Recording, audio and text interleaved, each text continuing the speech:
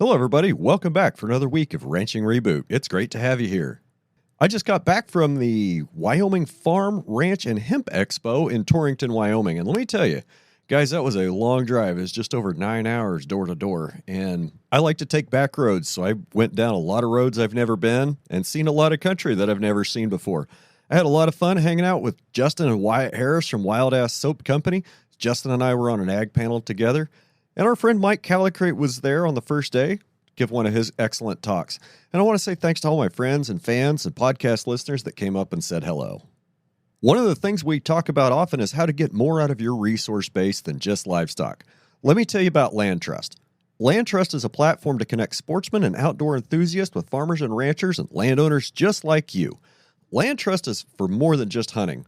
With access to over 1 million acres of private land, there's mushroom foraging in Montana, RV camping in Idaho, Indian artifact searching in Nebraska, every type of working ranch tour or cattle working experience you could think of.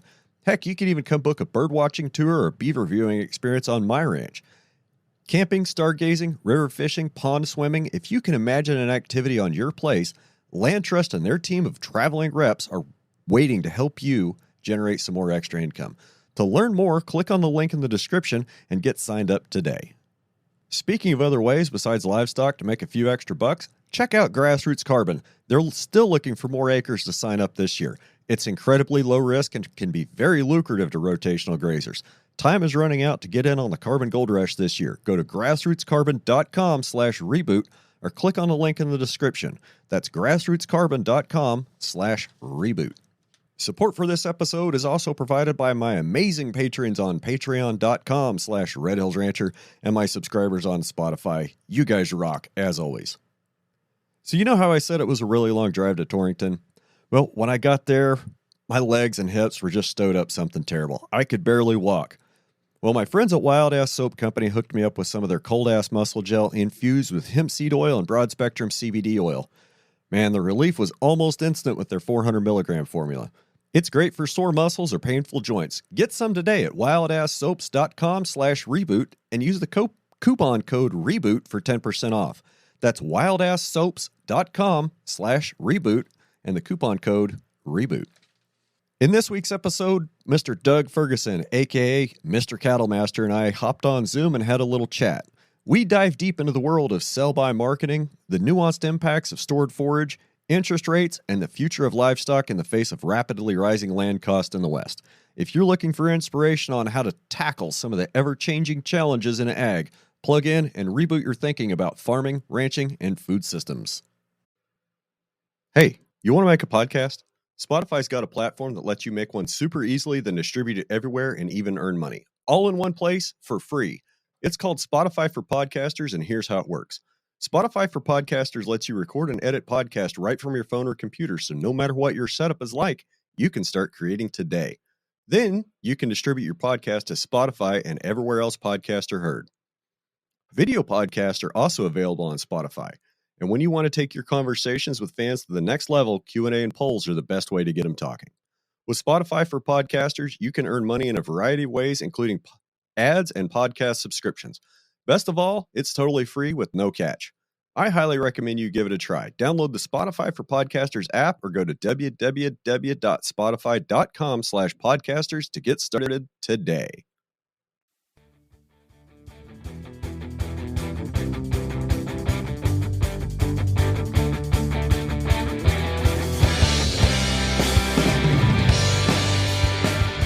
Well, Mr. Ferguson, good morning, sir. It's great to have you here. I'm glad we could sit down and do this. How are you? I'm good, Brian. How are you? I'm great, and seems like the weather's kind of turned, and it's not quite as blazing hot anymore. Kind of looking forward to the downhill ride of summer. That's where I'm at. That is no kidding. So, for those of us unfamiliar with Mr. Cattlemaster, why don't you give us your 30-second elevator spiel? Uh, grew up in southeast Nebraska, and when I was a young man, I just fell in love with cattle and decided that's what I wanted to do with my life. Only had three goals: wanted to ride bulls, get married, have a family, raise cattle. That's it. Okay. So where are you from there in southeast Nebraska? If you were to look at a map, I am right between Manhattan, Kansas, and Lincoln, Nebraska, just on the north side of the Nebraska-Kansas line. Okay. Is there any arguments between the Cornhuskers and the Wildcats? Back when we were all in the Big 12, there was. It was a lot of fun to wear a Husker sweatshirt to the Manhattan Sale Barn on Fridays. There'd be a lot of jipping across the ring at each other, and especially with K-State campus being, what is it, just like 2 miles down the road from the sale barn. Something That was like a that. lot of fun. But then when Nebraska bounced and went to the Big Ten, nobody cared. Okay. That's fair.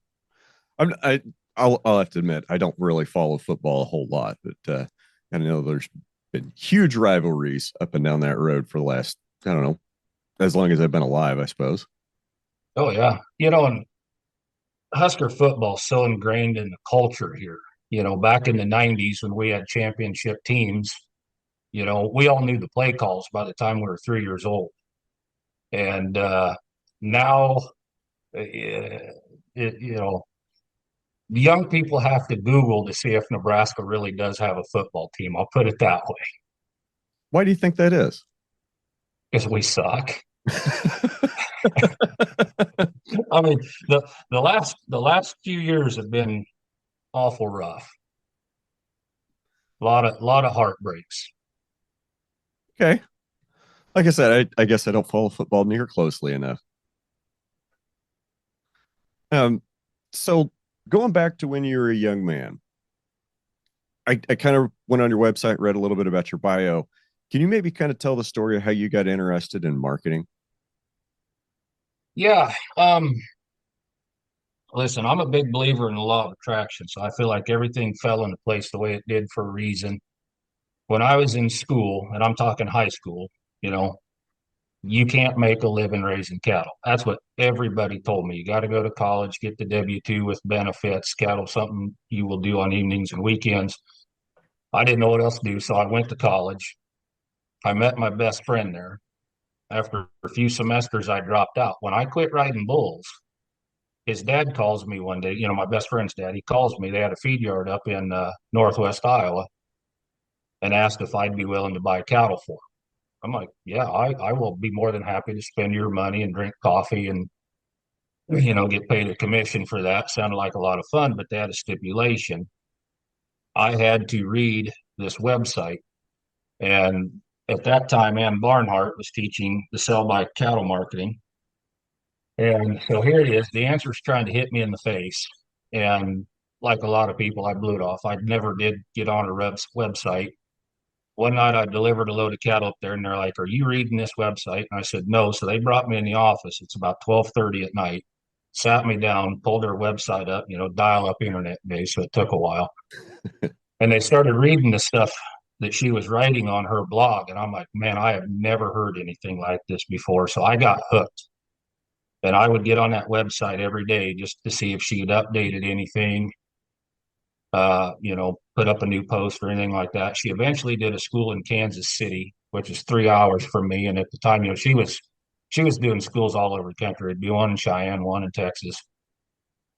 You don't get any closer than Kansas City to here. So I made the drive down there, 2 day school, and I just fell in love with it. I'm like, man, this is it. This is the answer. This is what I'm doing the rest of my life. And that's really all I've done since. Okay. I'm not familiar with Anne, but I'm a lot more familiar with um mine went blank for a second. Wally Olson and Bud Williams. Okay. Can you maybe do you know what's the difference? Or is everybody kind of pretty much the same, just different ways of teaching the same sell by? Oh, there's a difference. Excuse me. Um, there are some people that teach sell by that I've never seen do comparisons with cows. And so that's why some of these cow trades aren't working out the way that people had hoped. And then there is another way of doing stocker trades where they use a cost to keep comparison instead of cost of gain. And the problem with the cost to keep is it does not give you the correct ratio of dollars to pounds on a trade. And what happens then is if people buy a replacement animal that is smaller than their original animal, they will bid away value of gain on that replacement animal. Okay. Okay. We're gonna have to go back over some of this because my little brain can't quite soak it all in quite as fast as you're saying it.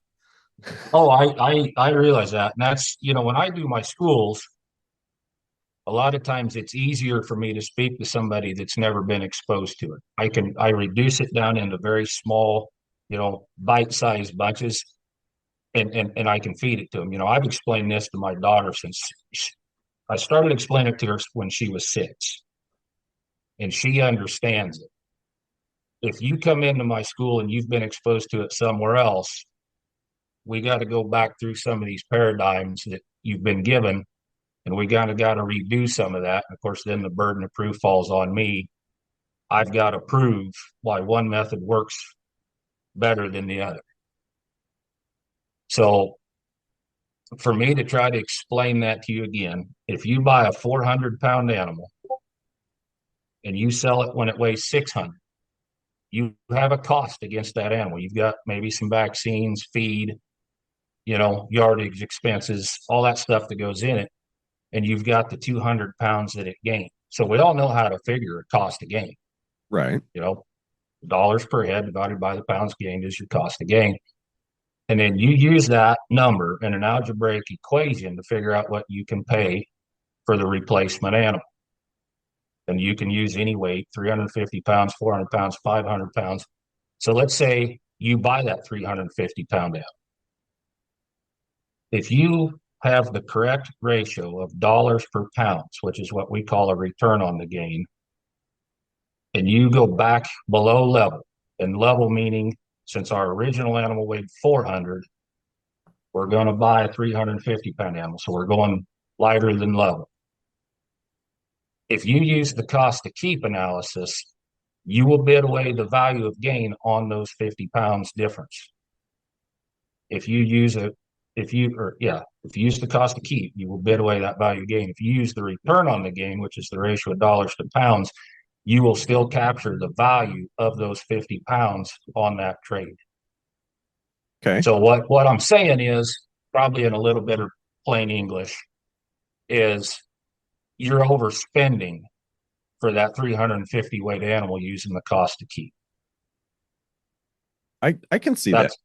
That's what I mean by bidding away the value of gain. And, we're not talking a whole lot of money. 50 pounds could be the difference. It can be $10, $15 a head. But you start doing that by thousands of them, that's death by 1,000 cuts. Yeah, and that could be your whole profit margin on that animal too. That could make a year for some people. Okay. Okay. So,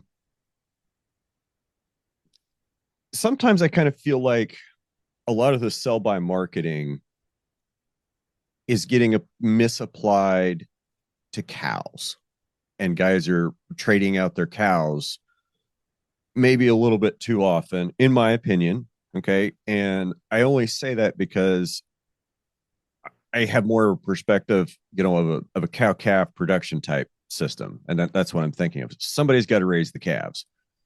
And, everybody talks about, well, replacement heifers are expensive. Yes, they are. And there's two ways to get good cows that I've always heard. And it's pretty much the only two ways I've ever heard of to get good cows is you got to go buy the ranch they're standing on, or you got to make your own. And making your own is generally keeping replacements and trying to grow your own cows. And I can see where a lot of guys get caught up that, yes, heifer development costs can be a pretty solid line item in carrying that, that heifer for 2 years before she's productive. I get that that's a big cost. In a lot of cases, it makes sense to let somebody else raise that animal if you're doing a pure stocker operation. But if you're trying to make good cows, I think you got to kind of start with a calf. And where I'm getting at is, the sell by, I feel, encourages people to trade out cows, you know, on the depreciation curve when they're, 5, 6 years old. And I think what that's doing is we're putting a lot of our older, more productive cows, back into the commodity system where they can trade around again. And we're never really truly letting those cows express their good genetics over a course of several years. You said a lot there. I mean, that's a lot to unpack, and I'm not going to disagree with anything you said in there. Um, First, I want to touch kind of like on what you said. When these cows get to be 5 years old, we're trying to mitigate that depreciation expense. And on my side of the coin now, where I teach these schools, and I write the market intel blog on Beef's website. I spend a lot of time during the week on the phone. Producers calling me, and based off what the feedback I get from those calls, I feel like we've pushed this capture the appreciation, deflect the depreciation too hard. And, you're probably familiar with the 5-year-old and out program. And if you read my Intel blog that I wrote last week, or was it 25th of August or something like that, I apologized. I deeply regret writing a blog years ago about the 5-year-old and out program. At the time, it looked like a really great program. But then we went into this drought, and our female market here, Nebraska, Kansas, Missouri, even like Western Iowa, it changed dramatically. A first trimester bred heifer is worth $200 to $500 less than a 7 weight open heifer right now. Well, you're not capturing any appreciation value, and you got a lot of money wrapped up in her, just like what you said. Now, even though we're getting close to corn stalks and there's getting to be demand for those first calf heifers, and we're able to sell them for, maybe a little over $2,000 now, they're still a heck of a buy compared to other females. Part of what I think is happening and what's driving a lot of the appreciation value in these younger cows is we're seeing producers getting older and they don't want to deal with first calf heifer problems. So we see that second, third calving female, she's kind of the queen bee. She's the most overvalued. And then after, like right now, they don't lose much value between that 3-year-old to that broken mouth cow. They're just not losing a whole lot of value. So we're not really deflecting any depreciation. That 5-year-old and out program fell flat on its face as the market adjusted for this drought. Now, as far as the good cows, there was a very interesting conversation in the Kip Pharaoh's email discussion group last fall, and it was about the value of old cows. And some of these sell-by traders really tried to shut that conversation down. When she is overvalued, you sell her. I mean, that's what sell-by marketing is. Yeah. But the neat thing about what I do, Brian, is I've taken the time and I've sat down with people that have come through my marketing schools. They come in, they got questions. I mean, some of these guys are just meticulous record keepers. They will sit down, open up their books. I've got this many open heifers, this many bred heifers, all the way up to these 18-year-old cows. And there's a neat deal in there that once that cow gets to be about 8 to 10 years old, her fertility rate drops off 8%. So I'm sure you're familiar with Dave Pratt. He wrote an article years ago that Yep. you're going to have roughly about a 16% fallout rate if you keep all these open heifers. You're going to call them for being open, losing a calf, bad eye, bad udder, et cetera, et cetera. By the time those cows reach that age 10 and they're trying to breed back, you will have maybe 17 of those because you're going to lose 16% a year. And then you bump that up for that 8% fallout rate between ages 8 and 10. So if you started with 100, by the time they get to that 11th, 12th calf, you got maybe 17 of them. But the neat thing is And Meat Animal Research Center out of Clay Center, Nebraska has done this. And I've seen this in producers from Florida, Texas, New Mexico. One guy was in South Dakota. I forget where the other one was, but if she can breed back at age 12, she stays there. I mean, they have just about as many 12-year-old cows as they do 16, 18-year-old cows. Longevity does not factor into sell by market. But the Yes. old paradigm of that 10-year calculator, by the time if she can breed back at age 12, that is like owning a mint. She is fully depreciated out. She's breeding back on time every year, popping that calf out. She knows what she's doing. I mean, she's making you some good money by that point. But, and this is what I tell people in my schools, because of that fallout rate, that is why I suggest trading, because I don't want 17% odds that I'm going to have these cows at the end of the decade. I'm going to examine the relationships of the cows that I have in inventory and compare them to something else. And if I can replace buying somebody else's bred heifers or maybe keeping my own replacement heifers, or, sometimes stage of pregnancy has a lot to do with it. There's a guy went through my school a couple years ago, and he did the same thing you just mentioned, Brian. Oh, the stalker deal. That's the place to be. That's the turnover, the cash flow. But he sees himself as a cow calf guy. He tried the stalkers. He made some money. He liked it. He bought some bred cows on the summer slump. He calved them out. He sold them. I don't know, like 3 months later, $700 value capture. He sold half of those pairs, and the half that he sold paid for the half that he kept.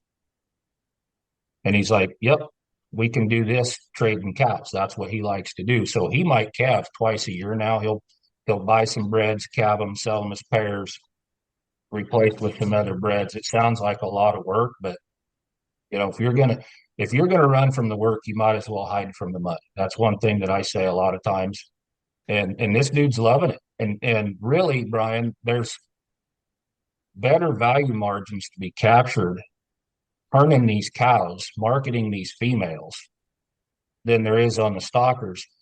And for the people that are cow calf guys that don't want to spend, a lot of time in a sale barn, that's perfect, because the cow deal is intrinsically slower because it takes her 9 months to have a calf. Then you got the postpartum interval. The relationship values between cows has adjusted for that time period of, 9 months to calve and postpartum. You do them trades twice a year, you can make some pretty decent money. Yeah, I could see that. But I've also, from listening to Uncle Wally Olson, I call him Uncle Wally because I've only known him for, 25, 30 something years. He likes, I've been under the impression that twice a year is not enough. It's not enough volume to really be in the thick of sell by and understanding the numbers. If you're capturing $300 per head margins, it's not.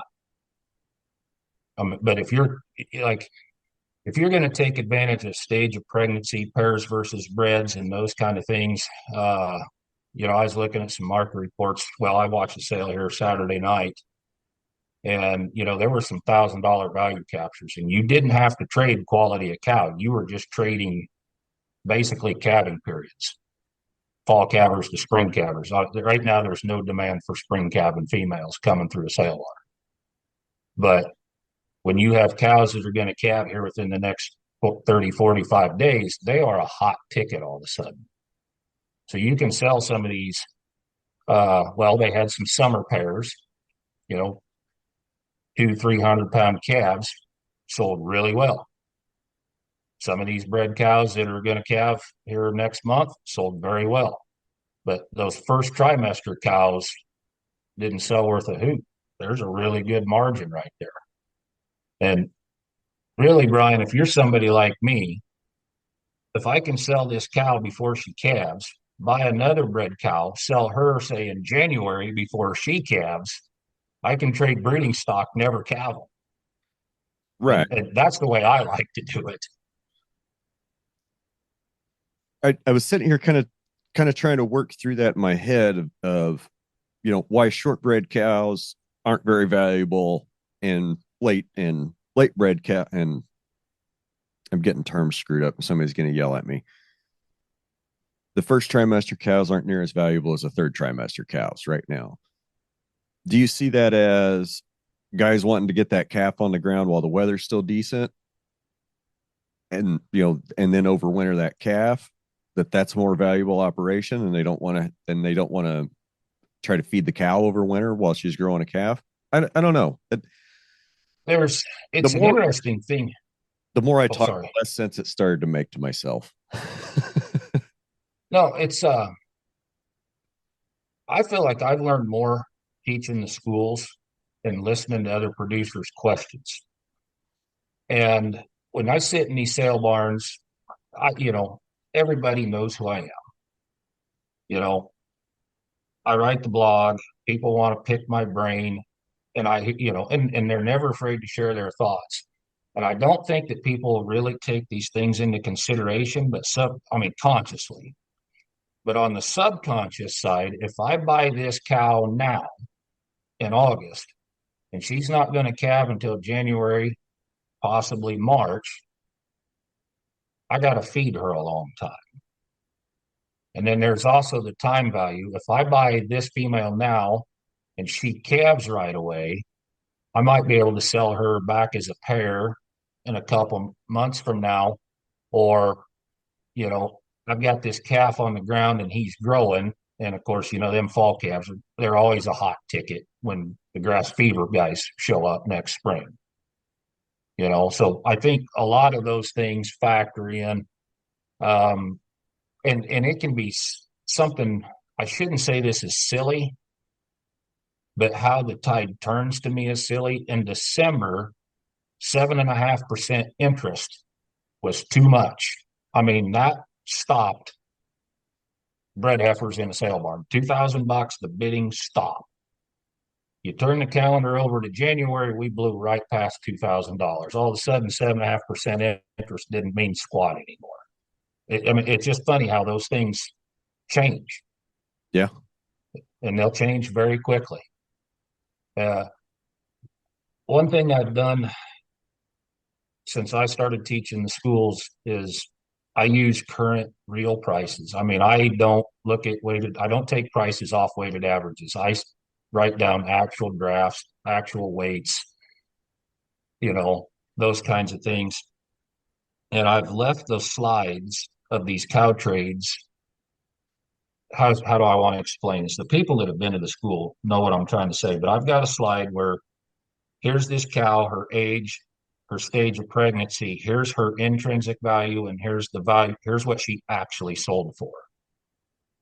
And if she sells over her intrinsic value, I put that there's a dollars per head difference, and I put that in green numbers.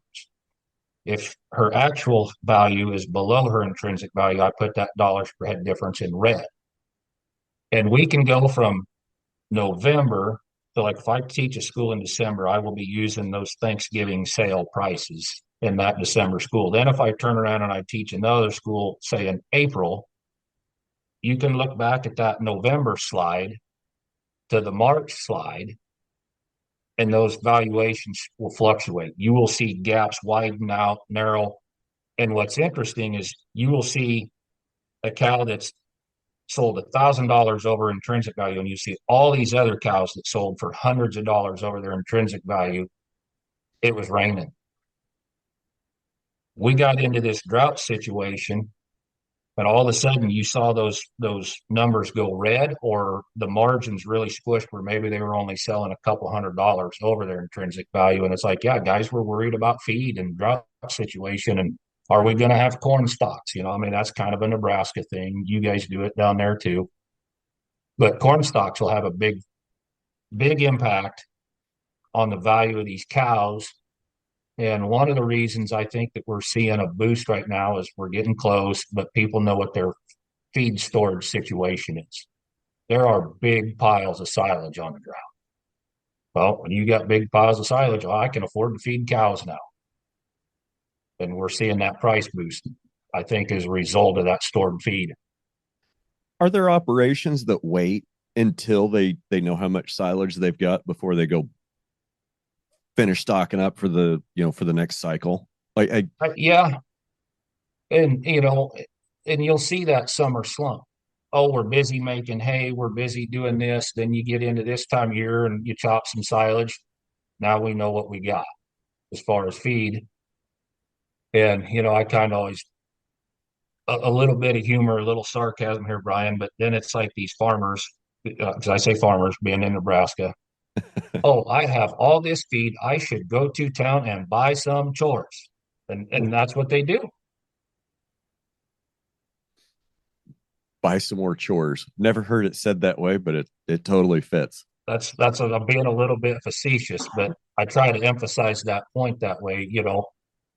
Farmer feeders, they want bulletproof, winged out, black hided cattle. And when that combine is power washed and put back in the shed, the bins are full. Let's go buy some chores. God, So a good sell by trader will buy those balling calves at the start of fall run, wean them, vaccinate them. Then, yep, when the combine starts, all of a sudden those calves that we have in inventory become overvalued rather quickly here. okay. I mean, I can see how all that works, and I never thought about it like that. And I do want to say, God bless the farmer feeders. We need more of them. Just quit being so picky about what you're looking for. Oh, you know, uh, and I'm sure you've heard this before, but when you listen to market reports on the radio and they're giving fat cattle prices and this and that, and they say all eyes on the north, that's what they're waiting on. What are those farmer feeders going to do? And it is those pesky little 500 head feed yards. They're kind of holding the line. You know, uh, that would be a big pain in the rear end for a packer buyer. I want to say those 3 and 500 head farmer feeder buyers in the north. I think there's certain times of the year that they keep the packer buyers honest and they keep the feedlot honest. Absolutely, absolutely, and that's one thing we have in Nebraska that I don't think you see a lot of in other states.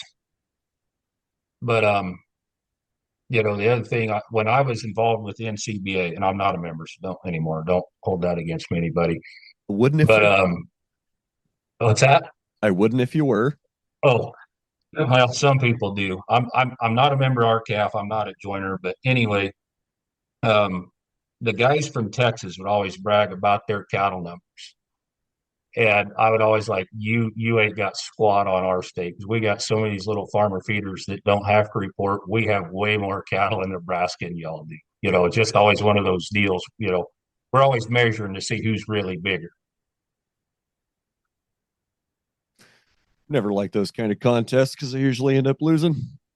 Uh, I love to pick on them guys from Texas. They like to pick on me too. So it's all fun and games. Well, you got to keep the Texas boys honest. If not, they get kind of don't want to say that some of them can have an ego, but everything is bigger in Texas. Yep. So how in the last year we've watched interest rates. I mean, a year ago we were looking at, it cost 3, maybe 4% for money. I mean, it was still pretty reasonable a year ago. And what we saw in the first part of the year is interest rates skyrocket. You mentioned it earlier that interest rates went to 8, 8.5, 9. How much pressure has that put on the market? When you factor in interest rate as an expense, it is the expense that is going to affect the relationship values between cattle. Like, how would I explain that differently? The higher your monthly cost on a cow is going to change the value of that cow to you. That's the intrinsic value. And so then that's going to affect how much value you are selling into the market. Because every time you sell an animal, you're selling value into the market. And on stockers, it is that cost that affects the relationship between different weights of animals And so that will tell you what you can and cannot buy. So when we bump that interest rate up, even if it's just 4, 5, 6%, it is going to swing the needle on some of these relationships between different classes of cattle. And you know, there's an old guy. He doesn't come around anymore. He's not able to drive, but he's been through a lot in his lifetime. And him and I would sit in these sales and visit. And one day he made this comment to me. He said, Ferguson, he goes, if the cattle business was a battleground, you'd have stripes from your wrist to your shoulder by now. And me kind of being a smart ass, I'm like, what? No stars, no bars? What's a guy got to do? And he said, in your lifetime, you have never seen high interest rates.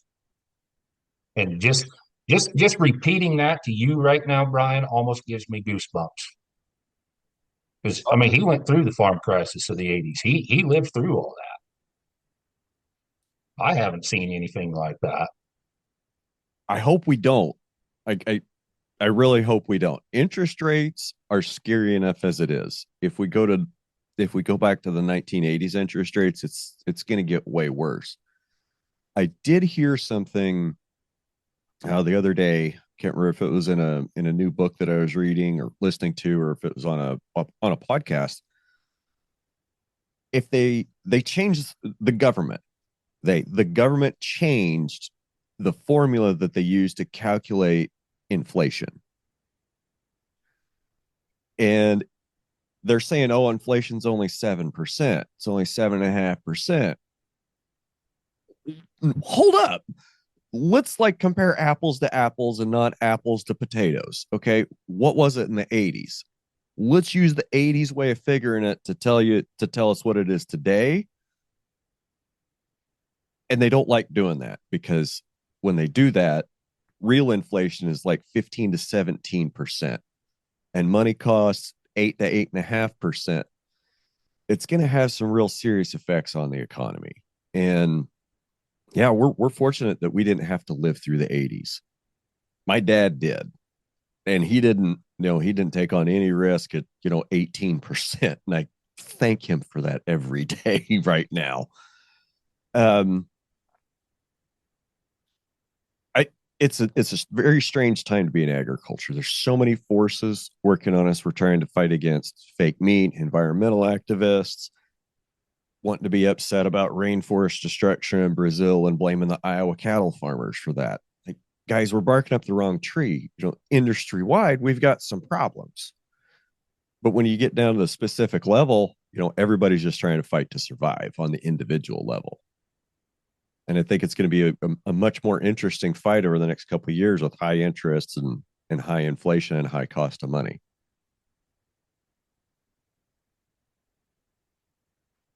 What are your thoughts, Doug? When you're no, I'm again, you kind of, I like how you go on these rants, and there again, I mean, there you said a lot right there.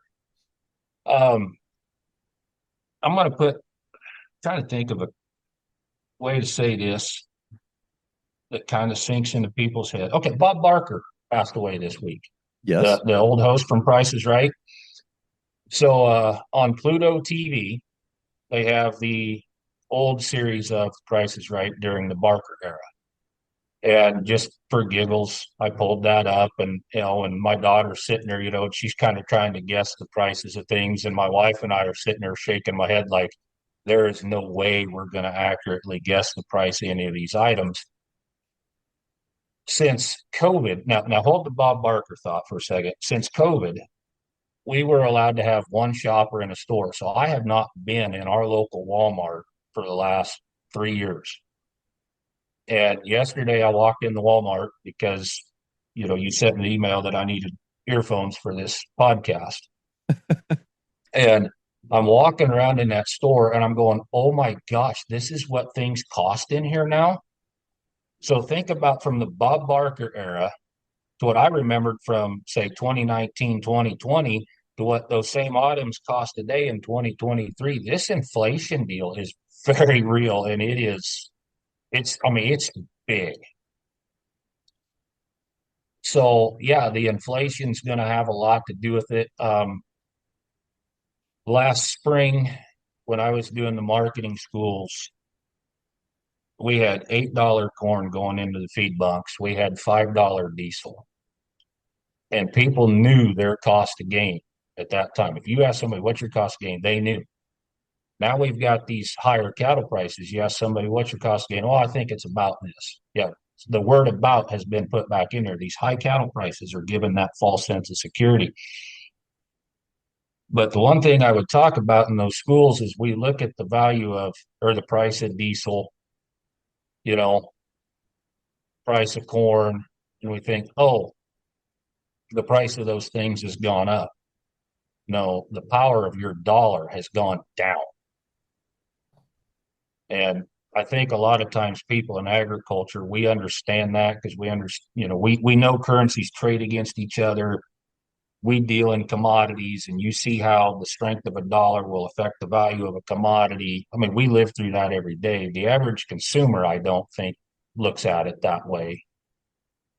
Oh, But no. They look at the price of milk. They look at the price of their Doritos and their Starbucks. They don't look at like the I don't think they look at the overall big picture at all. I think they just look at a few numbers a month and be like, "Oh, well, it was a little more expensive. Maybe we better cut this other thing out." Whew, I think we were talking about Journal American Public and what they look at, what they're spending. I seems like most of them don't care and aren't paying attention. as long as I can afford the payments, I'm good. Yeah. I mean, I see so much of that. Um, I bought a new pickup.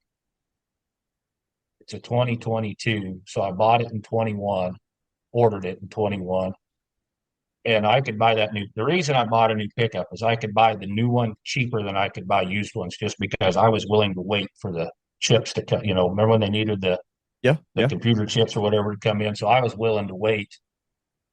But I wanted them to price the pickup. What is it going to cost me out the door? I'm writing you a check.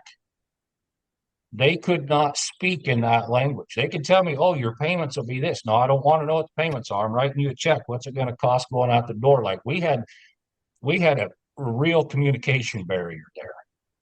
You're the guy they hate because, and speaking broadly, of, and this like includes John Deere, Ford, Chevy, everybody. These companies aren't making money on building the tractor or the car. They don't make money building it. They don't make money selling it. They make their money by financing it to you, and they make their money in the parts and service department. Yes, John Deere, I'm looking at you directly. But they make a lot of money in parts and service, and they make their money financing it. And when a guy walks in with a suitcase of cash or with a big enough checkbook to write a check for that, it doesn't compute, because I guarantee you 99% of the rest of the people that walk through that door are not ready to buy, and they're talked into a pretty sweet financing deal that ends up being real great for the dealership. Oh yeah, that's a trick they always use on me. Oh, we'll sign you up for this. We'll give you this great financing. Blah blah blah. If you want to pay it off, just pay it off in 30 days. But I just pay it off now.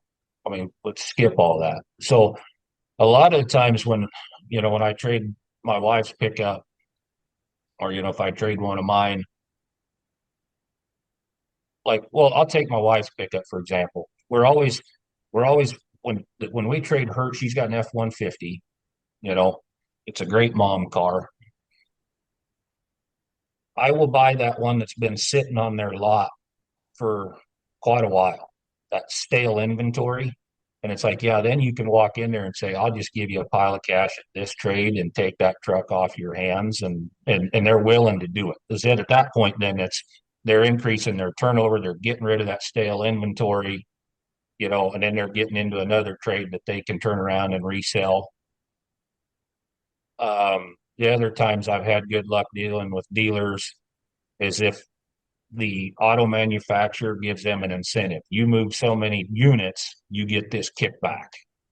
That's when the cash option will really work.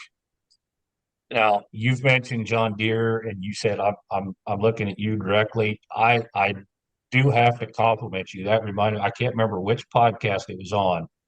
You had the best one-liner on a podcast yet this year when you said John Deere exists to farm the farmers. You put all of our pain out there in one line, and you did it in a G-rated version, which I would not have been able to do myself. So, yeah, I got to applaud you for that one, Brian. Well, thanks. Thanks. And I just, every time an envelope comes from John Deere Financial, it hurts. It's painful. And I think of what it represents and how much, what my uptime is on that machine. And it just frustrates me to no end. And to try to communicate with them. I mean, the guys in the shop are great. The technician's great. Yeah, Service manager's great. They're great. I mean, but they're just there to punch a clock. So I actually had somebody from John Deere reach out to me. I don't know if it was a personal email or what, but the guy, it kind of sounded like, hey, we want to know your thoughts. We want to know your thoughts. How do you like your gator? Stand by. I sent the guy a 3-page letter. Like, I had all my service histories, all my bills out, and I kind of went through over 3 pages to this guy of everything I've been through with those two John Deere Gator machines that I have and the repairs, how much time they've spent in the shop, and how much it's cost me out of warranty. You think that guy responded? 3 pages was probably a little too much for his attention span. Probably, but that's how that it's not like I wanted to send him 3 pages of bitching him out. Like that's just what it was of this, of the history of these machines and what problems we've had with them.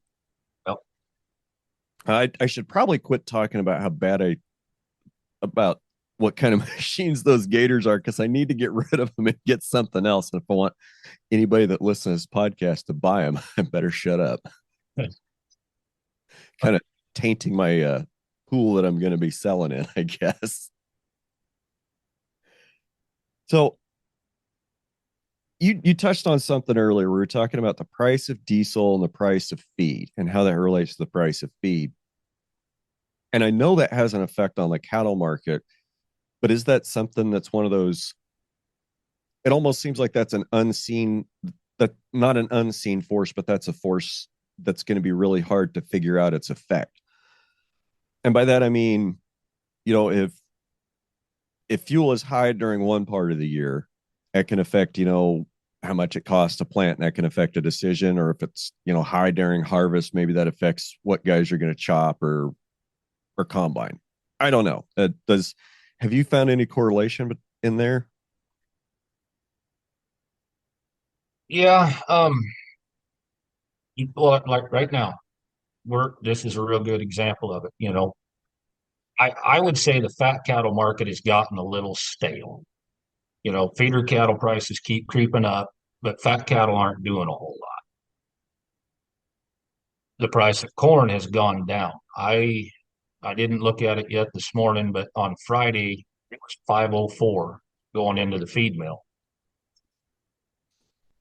I That's going to mean, make that drops a nickel. All of a sudden, the price of corn has a four in front of it. And of course, yep, that looks like cheap corn compared to what we had, year and a half ago. And that gets cattle feeders and buyers feeling a little cocky. Oh, now I've got cheap gain. I don't know what cheap gain is. Everything costs money. But hey, I can get these cattle bought at this price and feed them for this. They run their break evens, and some of these guys are sitting there with break evens on cattle that are going to be over $2.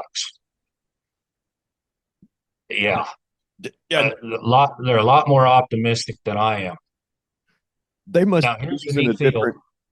Those guys that can carry them at $2 a day, they must be using a different spreadsheet. No, their break even's going to be $2. Like those cattle weighing 1,500 pounds got to bring over $2 live bid. That's the only way they get any of that money back. It's if you calculate the break even. But see, now that's the neat thing about sell by, because when you sell an animal, the cost is attached to that animal, and you use that cost to determine what you can spend for a replacement animal. So really, cash sell by marketing is a real time cash flow reckoning. So you see those price relationships right now. To me, that's the neat thing about sell by marketing. It tells you what you can and cannot do today in order to prosper yourself. There's none of this manic roller coaster of hoping that, the market's going to go up high enough to bail me out. And if it does, you feel like the smartest guy in the world. And if it doesn't, well, it's the Packers' fault. It's, whoever it is that you want to blame. You've heard the laundry list of excuses over the years. But I see this with guys in sale barns all the time. If they're losing money, it's almost like they're bragging, and a guy will get a phone, oh, I just sold these fats for this price. And, oh, what's your return on the gain on them? They just look at me blank stare. Like, what did you just say? I have no idea how you can make money in this business if you don't know how to calculate a return on the gain. But they just buy the next one and, oh, we'll hedge them and we'll do this and da da da and hope it works. Yeah, I've never understood trying to do that hedging and forward marketing. And playing the futures board. It seems like anybody that I know playing in that, like trying to play on that system, you're a really, really small fish in a really big pond with a lot of really vicious predators. We can just look back to the MF Global meltdown. How many people there got burned? What was that? We had Not familiar with that. what was that? That was the John Corzine deal. And oh gosh, I probably shouldn't have brought that up because my memory's starting to fade a little bit now. But they didn't have the money to back a lot of their accounts. And there is money set aside in Chicago to keep those accounts liquid. And there was not enough of that reserve money to cover the contracts that MF Global had. And so if you were using MF Global as your clearinghouse, your account got froze. But the market didn't stop. Your account was froze. So if you had a position in the market and you wanted to exercise your contract, you could not. And we felt that effect here. There were two co-ops. You got your two big co-ops and they're battling out for dominance. And it was kind of nice having a little bit of competition. One of those co-ops was using MF Global as their clearinghouse. Their contracts got froze. Next thing you know, they're bought out by the other co-op. Now we have one big mega co-op. And you want to talk about having your margins fixed. Oh yeah, price of corn goes up. Boy, they're charging you a lot for anhydrous that fall. You know, they kind of got a monopoly on it all here. And it's all because of that MF Global meltdown. Um, the neat thing about sell by marketing, if somebody tripped a breaker in Chicago today and that board didn't open, I wouldn't know it. I don't look at the board. I don't pay any attention to it. Now, what I will know is I will know what these cattle brought in the sawdust today. Our local sale here in Beatrice sells on Mondays. Joplin selling now. Oklahoma City. I mean, there's sales all over the country now. And later this afternoon, this evening, I'll look at those market reports. Sometimes when I eat lunch, I sit here on the laptop. I watch them sell cattle. You got BB Auction, Cattle USA, LMA's website. I mean, we've got such great, wonderful tools. I mean, I will sit in the tractor when I'm baling hay sometimes and just, I've got the wireless earbuds and I'll just sit and turn on an auction and just listen to them sell cattle. Of course, if they don't announce the weights, I typically don't, I'm just listening to the bid cry, but some of them guys will tell you the weight before they start selling them. And then, yeah, well, as I'm sitting there baling, hey, I can listen to that. Oh, I can start to see the price relationships developing at that sale. But that just comes from, doing hundreds of thousands of cattle squares over the years that it just kind of becomes subconscious. But I don't know. I guess I'm kind of getting off topic maybe there a little bit, Brian. That's okay if that's the But tangent you want to be on. no one, because yeah, we were talking about the cost. Yeah. I mean, it's gonna affect those relationships. It's gonna affect a lot of things. Um, I uploaded one of those I don't really see myself as a content creator, and I don't really try to get too wrapped up in doing this. But one day, I earlier this year, I shot one of those reels, threw it up on the Mr. Cattlemaster Facebook page, and my daughter had just bought replacement calves, and she's putting square bales in the bunk, cutting the strings off of them. And in that video, I gave her a hard time. I'm like, yeah, you made all this money buying these replacement calves. Maybe you can pay that $10,000 feed bill you owe me. And this little 12-year-old girl's like, that's a lot of money, Dad. And I'm like, that's what it costs. They eat a lot of feed. you know, I mean, she was a little freaked out. But then on the flip side of it, you know what the feeder market's done this year. To the moon. I mean, we I had the numbers here the other day. I've got so many over here on the right side. I've got stacks of papers with chicken scratches all over them. But I think we bought her calves in the springtime. They were around $910 a head. And we sold 80% of her inventory last week or 2 weeks ago. And they brought 1650. And with a profit margin figured in, she's got $200 a head figured in there, or expense. That's including the profit. That is a heck of a value capture. This little 12-year-old girl walks out of that sale barn with a check that is for more money than her school teachers are going to make all year. And it's just because the cattle market went up that much this summer. Of course, you know what's going to happen. What the market giveth, the market will take away. And we're going to hit that downslide. I guess I shouldn't say I'm going to guarantee it or I'm certain of it. Maybe we're at the new plateau. Maybe we are, but that old Gordon Hazard quote that we all like to throw around, you can't throw a stone so high that it won't come down. Yes. So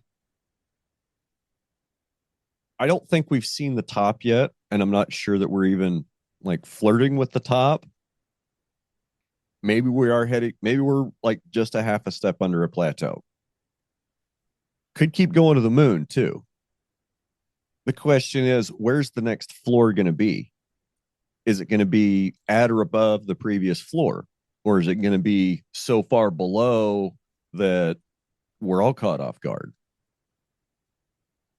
That's, we heard that in 2014, 15. Oh, this is the new plateau. You'll never see another broke day again, right? Yeah. And I remember sitting in Joplin. I want to say it was probably about in October. And I was buying some of these 6 weight feeder bulls, and I was buying them for under $1. I was buying them for about 95, 96 cents. And I know Bailey more. And I bought some of these feeder bulls, and Bailey looks at me and goes, you remember what I used to call a one in front of that? And I'm like, I remember what you used to call a two in front of that. We had $2 and some odd cent bulls just 16 months earlier. Yeah. But then here we are, almost a year and a half later, and they're selling for under $1. Did you feel like you were the only two guys that remembered when they were, $1? Oh no, everybody remembered it. I mean, the sting was. I remember there were some because that was in October. 2 months later in December, it got so bad. Some of the big corporate yards just froze up, and they would not buy cattle.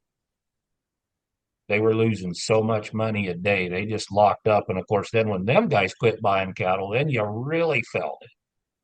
Then there's And a then lot. they decided, oh, January, it's a new year. Let's buy some cattle. And oh, it was great having them guys back in the market. I mean, that deal was just the pain. I still talk to guys today will call me, and they're still talking about the market crash 2008, 9, and the housing bubble burst. I mean, they're still carrying that pain around with them. But there again, I'm going to do my little plug here, Brian, and my little segue, for that sell by trader, them real time cash flow reckonings. I was having a ton of fun. I mean, I was making some great margins. The cash flow was outstanding, and of course, that's a good time to expand. It seems like, and this will kind of go back to your cow calf deal. When do we always typically expand the cow herd? When these prices are high. You know, we're not typically always keeping females at, heifers back at the bottom of the market. We start keeping them back at the high end of the market. Typically, yeah, typically. So, and this time around might be a little different. I mean, this drought has affected so many people in different areas. The drought we're experiencing here this year is unlike any I've ever been to. I mean, this has been a way different year. And I thought after 2012, I kind of took a sigh of relief, going, man, we ain't going to see this again for a while. Now here we are, 11 years later, it's worse. So there'll be another one in about 7 to 10 more years, Doug. You're not wrong. just saying. It does seem like it goes on those 10-year cycles, and I remember, I can't remember what year it was, but I do remember Ann Barnhart went on one of her famous rants about, you can't even survive a 10-year cyclical drought. Yeah, it kind of seems to come around about that often. Some just are a little worse than others. Yep. I mean, this year hasn't been horrible for me. My worst year was last year, and then trying to get through the dormant season after 2 years of drought. I mean, I started destocking in 21. Destock, pulled more numbers out for 22, came in light again this year because, I'm making those decisions, and I kept kicking the can down the road, and I ended up not making a stocking decision until almost the first part of May, which is generally when the trucks would be showing up, because I already made the decision in March or April on how many I'm going to take and how many I'm going to graze. And we just didn't have any moisture in April and May, and I just kept kicking that can down the road. And I made a call in May thinking I might have to quit in July and destock everything in July. Like that. That's how bad it was here.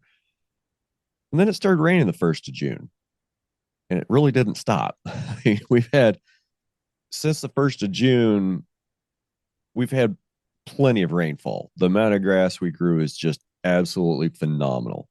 The little blue stem, the side oats is waist high. I mean, normally it's, just above the knee or mid thigh. This year it's waist high. The big blue stem, most of that is well over 6 feet tall. I mean, 6.5, 7 feet tall, big blue stem. And there's more big blue stem on the ranch right now than I have ever seen in my life. There's more of it than Dad has ever seen since he's been here, and he's been on this place since 85. It's phenomenal. Now I'm going to ask you a question right there, Brian. I'm going to interject.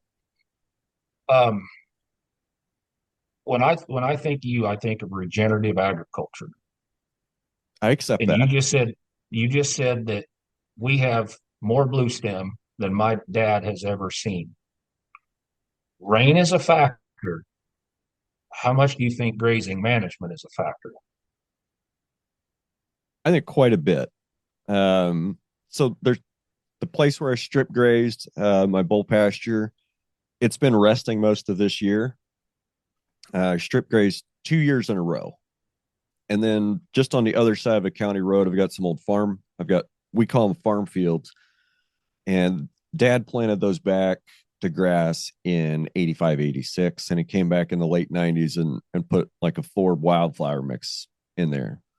A little farther north, there's some other ground, on that same west side that wasn't farmed. So it's got sagebrush, and it's more native. It's, it has the natural native component.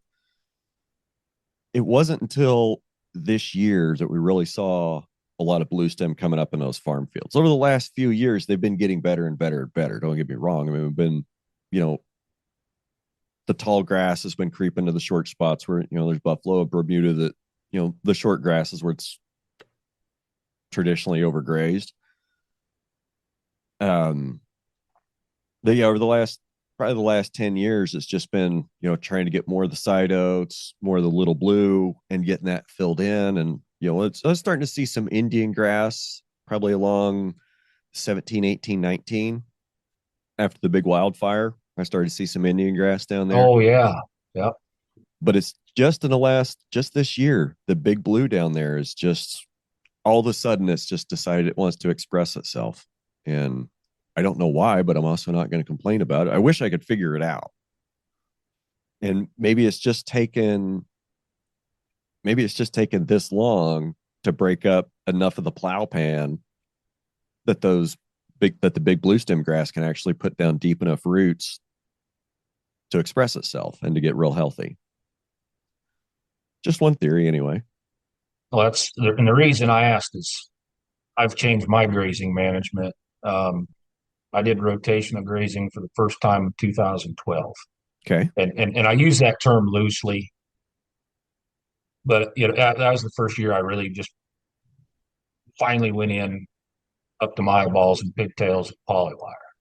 And I have seen some very dramatic changes during that time. So that's when you mentioned the increase in blue stem, I thought, oh, there's probably something to this. And the reason I bring that up, and I wanted to question you about it, is feed inventory is our base. I mean, we got to have feed inventory for, if we're going to have these animals. And one thing I hear a lot of times around here, people drive by my pastures and they give me, or, well, no, they don't say it to me. They'll say it to my wife, maybe my folks. Oh, look at all that grass that Doug's been wasting out there. Well, it takes grass to grow grass. And, we're in this drought. People are out of grass. They're feeding bales. I'm still grazing. I did have to reduce the number of animals this year, to match the growing conditions a little bit. But it's like you could put pigtails and polywires up yourself and see some improvements. And here's the big pushback I always get, Brian. It makes me chuckle. Oh, you know how long that would take? Yes, I know how long it would take. You see the spools hanging on my perimeter fence. And I also know how long it takes to fill a mixer wagon and feed a pen of cattle. Believe me, you got a lot less time and labor wrapped up in pigtail wires and spools. I'm just putting that out there for you, Brian. Yeah. Well, Doug, I just don't have time to move my cattle every day. I just don't have time to go build They get trained. a fence. I don't have time. I don't recognize my life some days, Brian, but this crop duster was flying over one of my pastures where I was rotating calves one day, and I get the calves moved to the next paddock, and about an hour later, I get a phone call from him, and he's like, "That was real interesting. Yep, I get to watch this Mr. Cattlemaster guy, and I'm going to see if he's really as good as he's made out to be." And I do the zigzag pattern, I do the T to the gate thing. I get the calves lined out, they're going. And these calves, they're in all full disclosure, they're trained. They know that, okay, somewhere over in the direction I pointed them, the spool is rolled back, we're going to fresh grass, and they just went that way. Once I got them lined out and they're going that way, I turned the four-wheeler around and I was over in the corner of the cell and I started driving my four-wheeler around in circles. And he goes, "What were you doing?" I was just picking up shed antlers.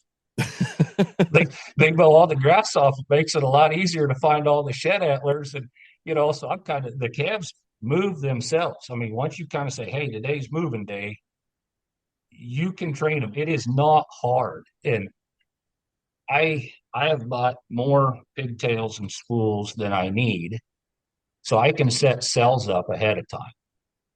So I don't have to build a fence on moving day. The fence is already there on a day when I have some time on my hands. So on the day that I need to move them, you just buzz out there on the four-wheeler or a horse, you roll the spool back, you move the cattle, you hook the spool back up, you're gone. It works really slick and quick, as long as I don't have to move the water tank. When you got to move water tanks and K lines, that's going to involve a little bit of time. But there again, that still ain't hard. Yep. Yep. I'm with you. It always blows my mind when somebody says, "Well, I don't have time to move cows every day. I don't have time to move cows every day." Do you have time to go check them every day? Do you go look at them every day? I mean, when I go move cows, it doesn't really take me a whole lot longer to move them than it does to get there. I mean, sometimes it takes 20, 25, 30 minutes to get back to the back corner of the ranch. 9 times out of 10, when I get there, they'll be standing at the gate. And if they're not standing at the gate, roll the window down and I scream, "Come on, cows." And I hit my siren twice and look at my phone for 5 minutes and look up and they're all standing around me. And I can open a gate, drive through, and they'll follow me. It's Yep. pretty easy. But you touched on something that I want to go back to. You talked Okay. about feed inventory, and we were talking about the context of standing grass. And yeah, I get some of the same comments. You know, last fall, a client was out riding around with me. He's like, "Whoa, you got plenty of grass." And I said, "Yeah, it looks like I've got plenty of grass, but it's also like this is all I have. I don't have a yard full of hay. I don't have a big checkbook. I can't call the hay man in I can't call the hay guy in March and say, "Hey, I need an emergency 2 loads of hay because I ran out of grass." Like I have to plan this to where this grass has to last every animal that's grazing on this ranch from now until green grass.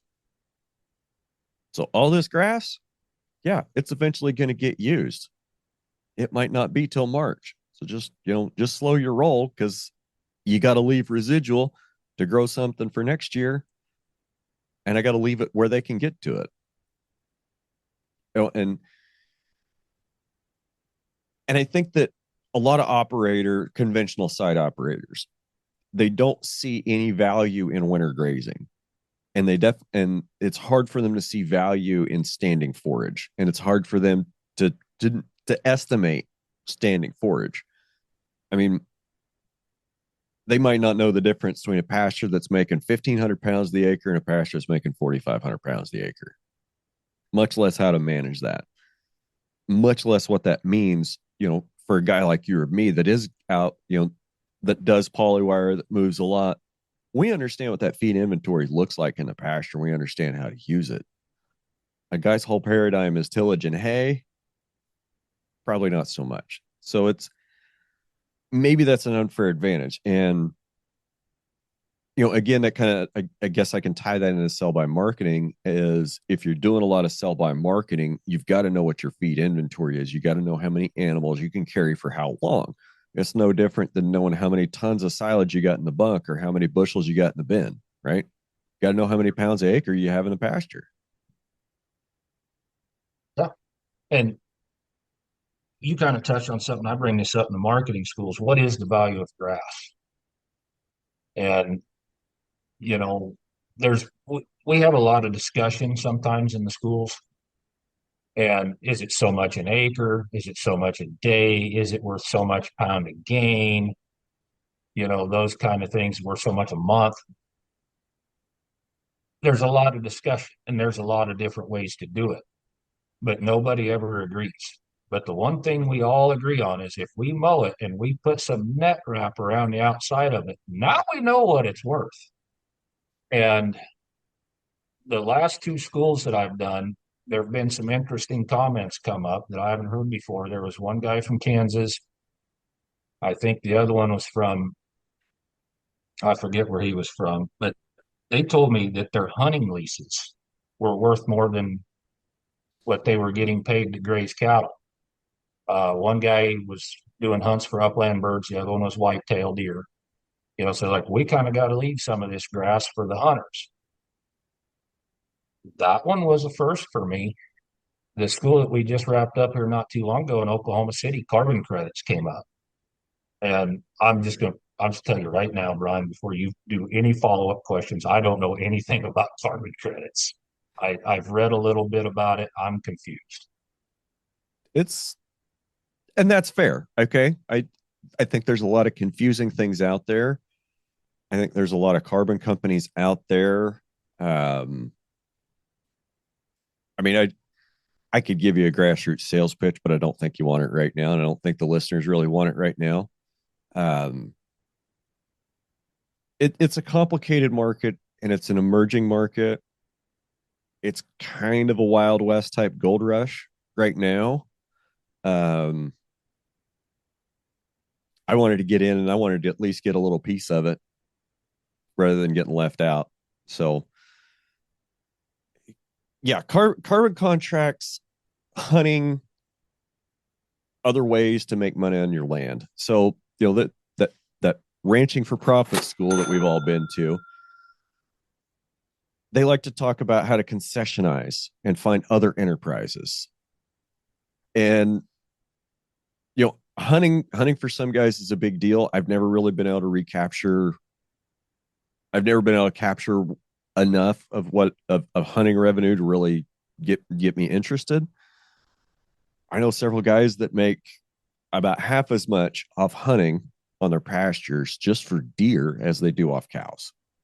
And then you start throwing in things like, okay, we're going to sell a couple quail hunts and maybe we're going to sell a wild turkey hunt. Now you're starting to talk about something. Now you're really starting to talk about something that's bringing in as much as a cattle enterprise does. And I have a neighbor that does that. Like I, I actually think his bread and butter is probably the deer, then the turkeys, then oil and gas, then the cows. And there's nothing wrong with that. So back to carbon, I think that carbon contracts are going to help keep a lot of people on the land because we're seeing land costs skyrocket out of control. In my area, there's a piece of property that's pretty much only good for deer habitat, and it's only good for deer habitat because they've got about a half a dozen feeders on 1,500 acres and a couple of food plots. Like it's full of cedar trees and old rank grass. Like it's not really, cows aren't really going in there, and deer kind of go through it because it's on a creek. That property traded for close to $3,000 the acre. Like, and it hasn't had a cow on it in 15 years. It's just a hunting preserve. And okay, I see that. That's a viable model. There's a property, there's a 700-acre property that's right down by where my house is. I don't live on the ranch. It's about an 8-mile commute out. But there's a property that's catty corner from where I live. And this is the third time that it's traded since I've lived here in 12 years. And every time it goes up between 20 and 40% in price. It's about half farm ground. It's got a creek, I'd say creek running through it that's dry for better than half the year, most years. But it's about half farm ground. It's got a little bit of grass. Deer hunters just keep trading it back and forth. Like the same guy, the same agent has sold it every time it's sold in the last 12 years. Like, I know who he is. I've got his card. And when I need to sell something, that's the guy I'm going to call. Because if he can sell that thing in 4 times in 12 years and make money every time doing it, that might be the guy I want to talk to. Good.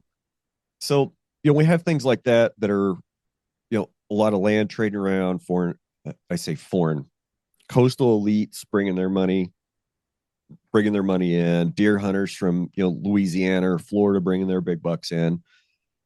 Yeah, land's cheap. Well, it doesn't rain a whole lot here, and summers kind of suck and winters kind of suck.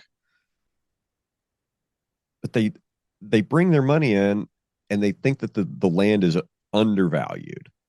It's value is just a perception of what something's worth, and it really doesn't have much of a real world thing. I mean, everybody determines what their own value for a thing is. So they come out here and they see the land as being undervalued, whereas I'm looking at it being as like, well, that's way overpriced.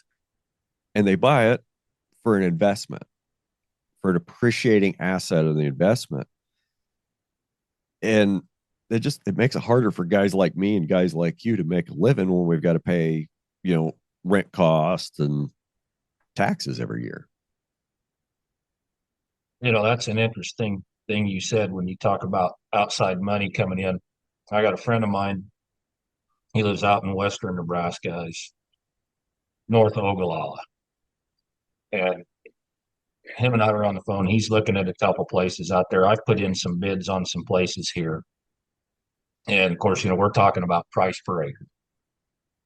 And when we throw those dollar figures out, the land sounds cheap where he lives on his end of the state compared to my end of the state. But if you are going to base that off how many cows an acre will support, or how many acres it takes to support a cow, that's the correct way to say it. It's actually overvalued where he's at compared to here, even though the price per acre is higher here, and that's, we get, I'm trying to think of the rainfall chart, but I think our annual rainfall somewhere, I'm just going to say 15 inches more on my end of the state than his, and of course you're looking at sand hills versus, our soils here on the eastern side of the state, all those things factor in. So, I mean, it kind of comes back to what you just said. What is your perception of it? When we look at it that way, it's like, well, yeah, I probably shouldn't be buying land in the sand hills. I should buy it closer to home. But I can also see it's like you look at the sand hills and the hunting and the seclusion, and I mean, there's so many other things that could add a lot of value for somebody, to buy that land out there. Like you just said, people coming in from the coast. I feel like it's harder, a lot harder now than it was let's just say 5 years ago.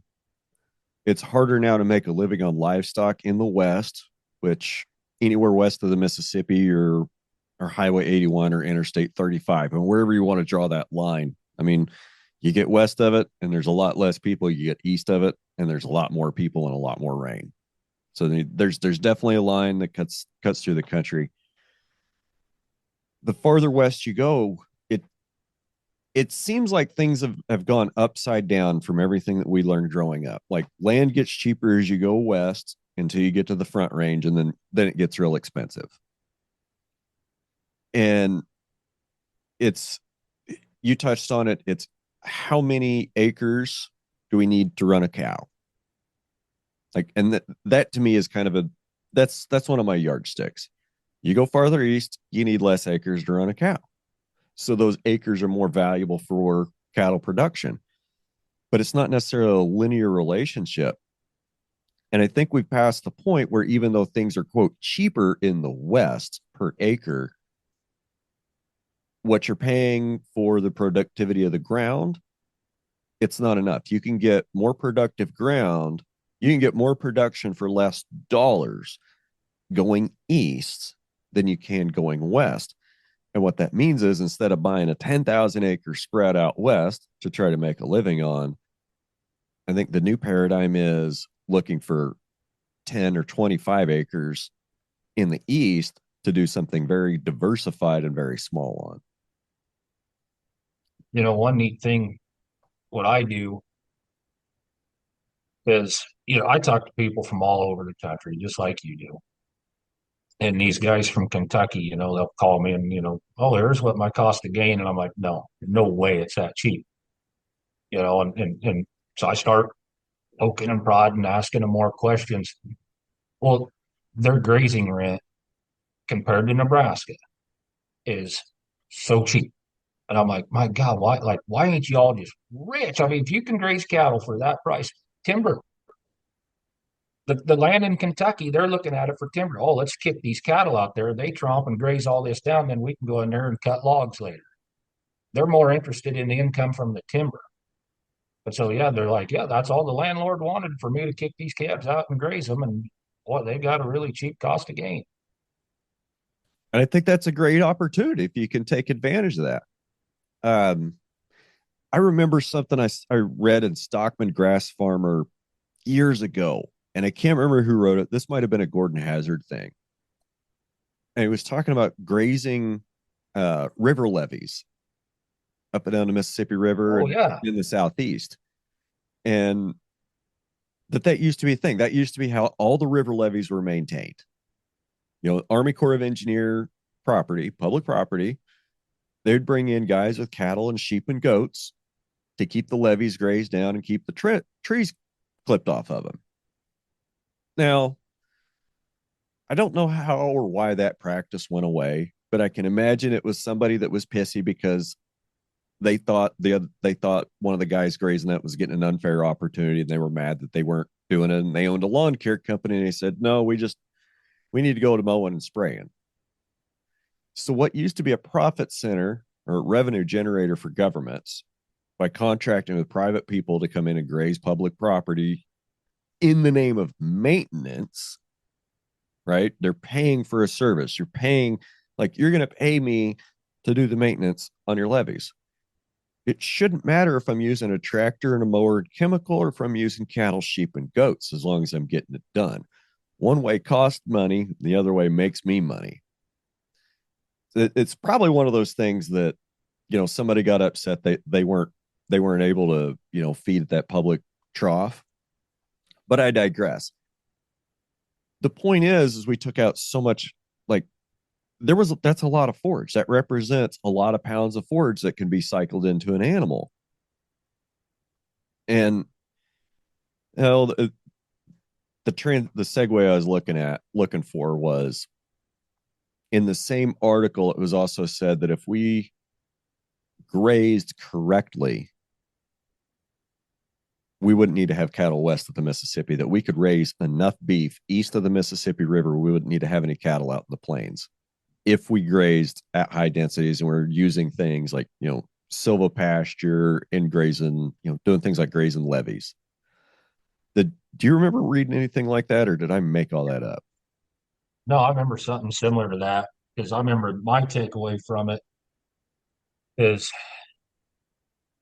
you, it's like these environmentalists compare it back to, if we would get these cattle off the land, then we can graze, we could quit feeding them corn and we'll grow all this soybeans and, everybody gonna eat tofu or some crap.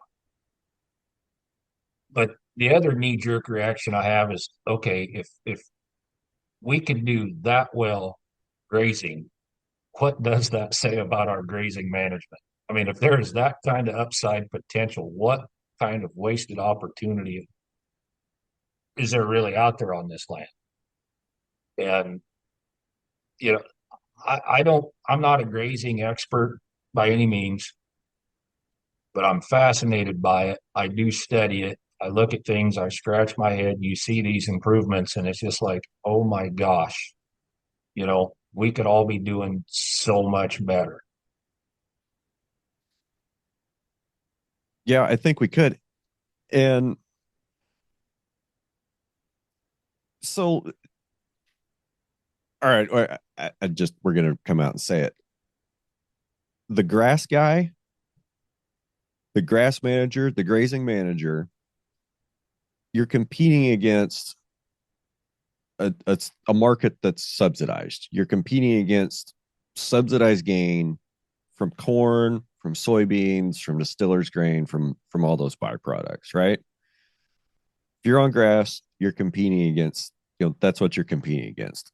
If I go buy, if we go buy calves to try to graze and put pounds on, we're still competing against the guys that are subsidized with the corn and the soybeans in the feedlots, right? Those are subsidized pounds. At that, am I off base? Uh, where do you get that they're subsidized? Like if they're growing their own feed? If you're growing a crop that you put crop insurance on, and that everybody else is putting crop insurance on, that's a subsidy. And when the subsidies distort the price, right? Yeah. And it seems like almost like most of the feedstuffs that we're trying to feed to cattle, other than grass standing in a pasture, has some sort of subsidy attached to it, right? Right. I mean, Here's where I'm having a hard time following you, Brian. It's like if I'm going to feed corn, I got to buy it, right. and it costs me a shit ton of money to buy that corn. One of the reasons I don't feed distillers is I look at what their corn bid is, and I always convert everything back to the price per pound because cattle eat pounds per head, so it's easier for me to keep that straight in my mind that way.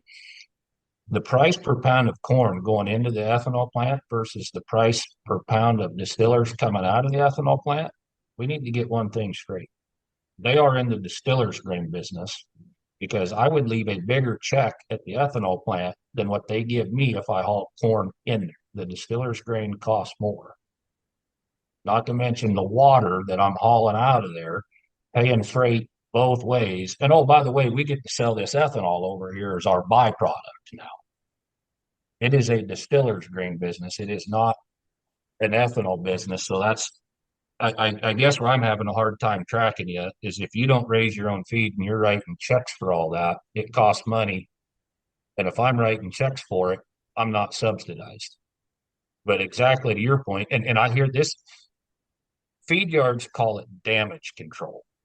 We got to go buy this quarter over here and put a pivot on it so we can grow our own feed because we can grow our feed cheaper than we can buy it. And then they charge themselves the cost of production, not the market value of that feed. And then they have a cheap cost of gain. Okay. And of course, yes, you get all the government programs that go along with it. So I think it depends on if you're raising it or if you're the guy writing a check buying it from your neighbor. Right. Raising it, buying it. Yeah, two different scenarios. And the guy buying it, I just wonder what the true cost of that commodity would be if we got rid of. I'm not necessarily advocating doing this because it's like cold turkey, because that would be a catastrophe, I think. What if we just took all the subsidies away, took all the crop insurance away, we took all the subsidies away, we took all the price supports away, took all of it away, just close the FSA office and move on with life? I wonder how different ag would look in 1 year and in 5 years from what we have today. When I was young, my dad, he took me in the FSA office. He signed me up. And so I've done that.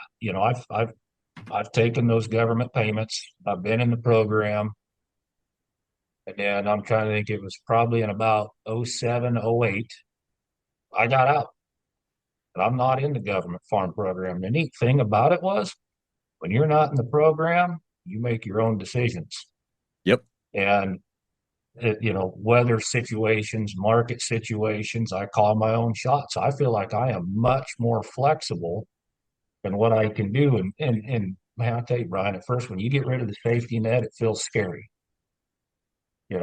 That's what I knew. That's how I grew up. That's what everybody around here does. Now there's like me and one other guy in the county that are the crazies that aren't in any kind of government farm program. But oh my gosh, the freedom, the flexibility, the sovereignty, everything that comes with it. Oh, and not to mention, I feel like I've done better. I mean, I agree with you. I think it would improve a lot of things, but I've heard this from hog farmers. If they have to take the hogs out of the barn and raise them on dirt again, they would just quit. And I think if you got rid of the FSA office, I think you would see a lot of people just quit. Maybe those are the people that need to quit. Well, I'm somebody else. I'm not the guy that said this. I'm going to repeat something that I heard. There was a dairy farmer. I can't remember where he's from, somewhere back east, Delaware, Pennsylvania. I mean, it's somewhere back in that area. And he made the comment that all the farm programs do is keep the bad actors in business. Or maybe not the bad actors, the poor farmers in business. I would agree. Kind of hard to argue that logic. It is. It is. But it's also very difficult to imagine a system where those things haven't existed too. We need to have people farming the land. I mean, it's the basis of civilization is agriculture. If we can't grow enough food to feed ourselves and a couple other people, we don't have a civilization. Yeah, I don't know. I don't have a follow up with that, I guess. That was a wild rabbit trail, huh? Hey, welcome to Ranching Reboot. But thing is, those kind of things need to be talked about. That's one thing I like about your podcast, Brian. You talk about what is it, exposing friends to radical content or something. Isn't that one of your taglines? Yes. Some of your podcasts really piss me off. I'm going to be honest, but I think that's kind of the point of it all. Make people think about some of those things, and I don't consider myself to be one of those advocate types, but when some of our commodity groups are getting in bed with these extreme environmentalist groups and things like that, I mean, I see it as a real issue. Um, Things change when you have a kid. Um, I'm looking at my daughter and her future, and she's kind of expressed a little interest. If she can't make it into the WNBA, she thinks she wants to raise cattle. Okay, we got to start thinking about that next generation and what's that going to look like. And when you start seeing encroachment on the land, um, one of the pastures I own, there's wind farm going up, there's pipelines going in. That Keystone pipeline spill wasn't too far from that pasture Okay. that I own, I and actually those don't. kind of. The guy that had it spill in his creek down in Kansas, I know that guy. Okay, yeah, as I said, that ain't very far from me. Those things kind of start to get a little bit scary. And I can't remember who said it, but you eat your landscape, and if we start covering the landscape with solar panels and wind turbines and, pipeline spills and those kinds of things, we're going to go hungry. Well, we've already covered it with Roundup and synthetic fertilizers and neonicotinoids. Yep. And uh, I mean, that stuff's all around us. I mean, geez, I'm in farmer country and, these chemicals that people will put down, they're so long acting. And then this hailstorm comes through.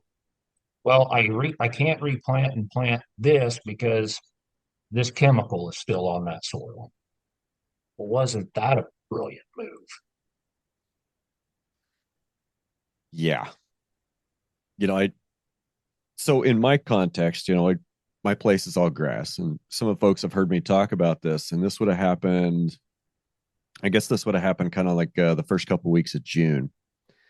Is so I have a neighbor off my south fence line who's got two farm fields. I mean, they're both pretty small, 40, 60 acres, something like that. He had one of them in wheat and one of them in oats this year. And like everybody else, every other wheat field in the country, it got full of pigweeds, kochia, and crabgrass. Great. So he hired the spray plane to come out and spray it. They sprayed one field, came back 3 days later, sprayed the other field. 3 days after that, he was out there swathing it and had it baled. And Oh, yeah, well, there was some overspray on my pastures. And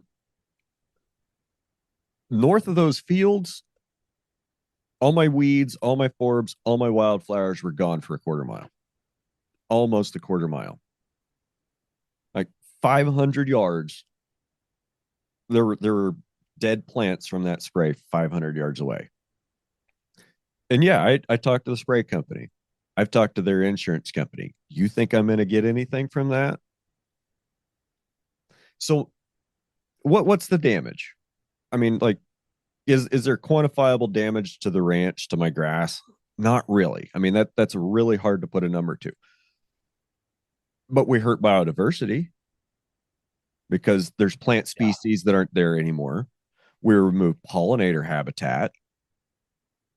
And if you remove the pollinator habitat, what's the next link in the food chain that gets affected after, up from pollinators? So it's like, oh, well, it's just a little bit of spray. Don't worry about that. You're going to grow more grass in your pasture. No, that's not the point. That's not the point. You're missing the point. The point is, you shouldn't oversprayed me anyway. Like, drift shouldn't be happening. And even though it's hard for you to measure, I can still see the loss. I can see the loss of biodiversity that's going to take years to recover. I can see the loss of grazing plants that cattle would use. Even like, don't stand there and tell me cows don't eat pigweeds and kochia. Like, please, Mister Insurance Man, tell me cows don't eat pigweeds and kochia because I can show you video of them eating both. Taken yesterday. Like, don't tell me Yeah, that's not a good plant. Don't tell me you're doing me a favor. that's no. I compare it to a hardware store. If you walk into a hardware store, you see a robust inventory of different tools. How many different hammers you see hanging on the wall at your local hardware store? I mean, I don't even know why we need that many different types of hammers, but apparently there's a need for it. And that's kind of what I compare it to is you have to have that robust inventory. That's the whole point, just like you said about biodiversity. And it's funny to me how the culture has changed. As I remember, if you sprayed and it drifted on your neighbor, you just bought that field. But that was the Now, 90s, Doug. that was the night. That's why I said I remember. That's, you know, I'm going to date myself here a little bit. But now, if you don't plant dicamba resistant beans and your neighbor sprays and your beans die, it's your fault because you didn't plant beans that are resistant to the chemicals they use. At one point in time, your right to swing your fist ended where my nose began. And now that no longer applies. And it, I, and especially where I live in farmer country, it's like these corn farmers, these irrigators can dump whatever they want, whatever chemicals, pump water, runs off their field, cuts a ditch under your fence. And it might even be their half of the fence and their pivot and their farming practices that caused the ditch, but I own the cattle. So now that becomes my problem. Now, I also own a small feed yard, and that's where the cattle are at in the wintertime. If any runoff from that feed yard goes across the neighbor's fence, guess what? It's on you. You're darn right it is. So it's like, yeah, there's a double standard here in farmer country, and it kind of drives me nuts a little bit sometimes. But um, I kind of try to always make this a point to my daughter, because kids aren't always aware of this. Kids just act the way the kids act, and that's, they're young and trying to figure it out. But situational awareness, you know, don't be standing up on the bleachers because the people behind you can't see through you. Sit out. Be self-aware of what you're doing and how it affects other people around you. It's not that hard, And be a good damn neighbor. right? Be self-aware and be a good neighbor. It shouldn't be that hard. And I feel like a lot of folks get away with with practices by justifying it by saying we've got to feed the world. We've got to feed the world.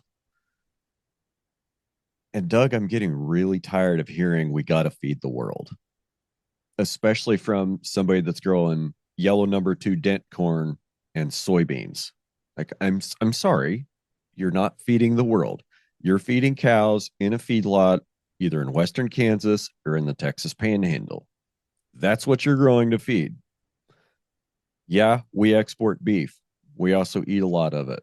But here are the facts.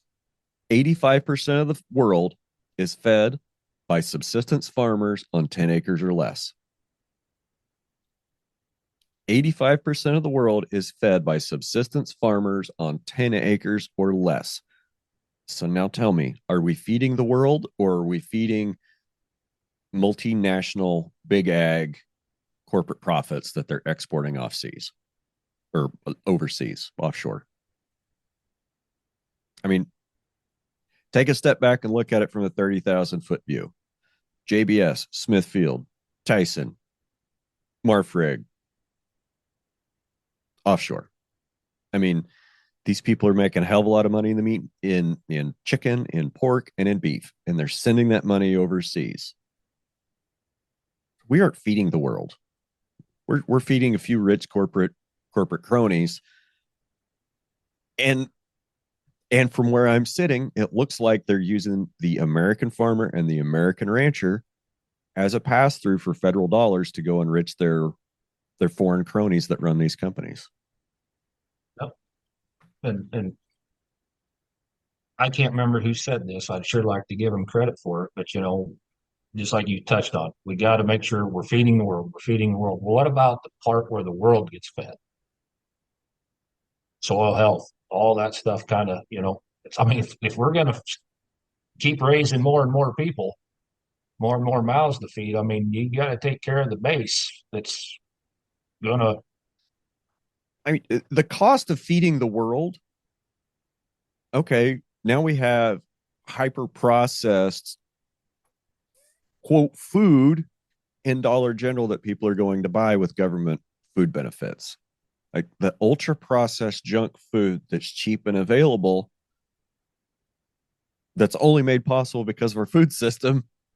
It's giving us all the health problems that we need to have an overcomplicated health system to pay for and to try to fix.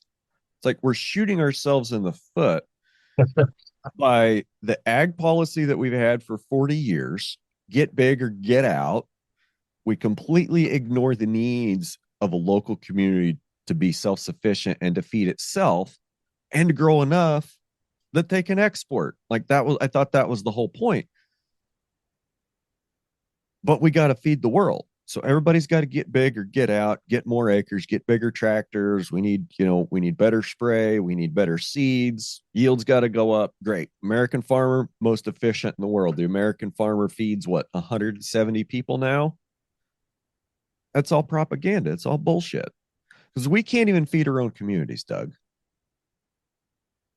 We can't even feed our own communities. We talk about what it was like, in the 90s. Probably even back into the 80s, I think our local grocery store at Medicine Lodge still got most of their produce from a guy whose family had been growing produce in town for 50 freaking years. He retired. Like he by the 1980s, I think he was in his 90s. His name was Jack Carter. He was a black man that lived next to my grandfather. And I'm glad that I met him when I did. Him and his family, going back through some of the old history books for the county, him and his family came to the area, and that's what they did. They were vegetable farmers. So how long has it really been since we've been able to have local food in our grocery stores? 30, 40 years? I mean, it's probably pretty recent, comparatively speaking.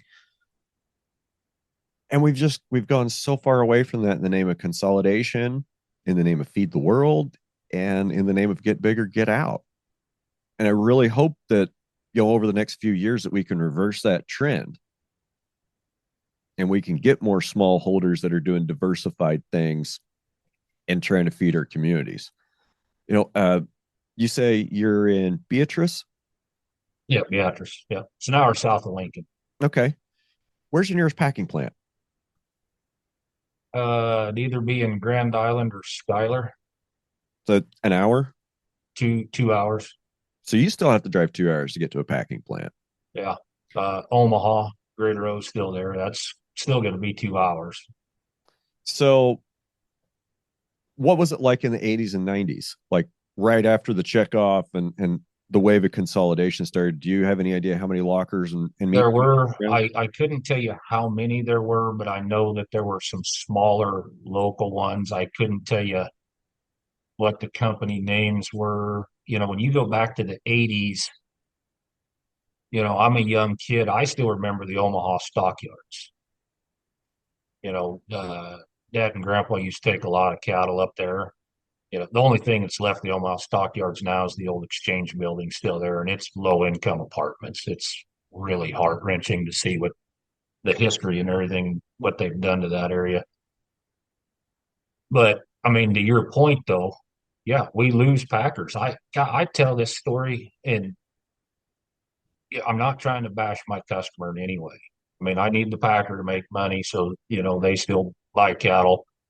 But I have not had any fats since 2015, and this is the reason why. I've got this pen of fats. We show list them. Feed yard calls me one morning and says, "Okay, we got a bit of this on your cattle." And I kind of sit there and think about it in my head for a little bit. Okay, yep. If they weigh what you say they weigh and the cost of gain is what you say it is, we can sell these fats and I can go buy these other replacement cattle. I can make it work. I said, you bet, yank the chain on them. The feed yard vendor says, all right, I'll call you back in a few hours to let you know what happens. I said, wait a minute, hold the phone. Don't you have to call that packer buyer and tell him he just bought a pen? Like, what's this calling me back stuff? The bid was only good if that buyer could buy the entire show list. Translation: my ability to sell my cattle is now in some incompetent fool's hands because somebody else owns a pen of cattle in that feed yard that says, I have to set a good example for the kids and stand up to this packer, and I'm not going to take that bid. Now I can't sell my cattle. And it's So not me like and the there's feed yard, another. It's not like there's another packer coming in to look at the show list. There's one well, guy. and here's what happened. So I asked him, who's the bid from? He said, Cargill. I said, what about JBS? And this is, they still own the Five Rivers yards at the time. Well, they're not buying cattle this week. Yeah, no shit. When you own 900,000 head of your own, you don't need my little group.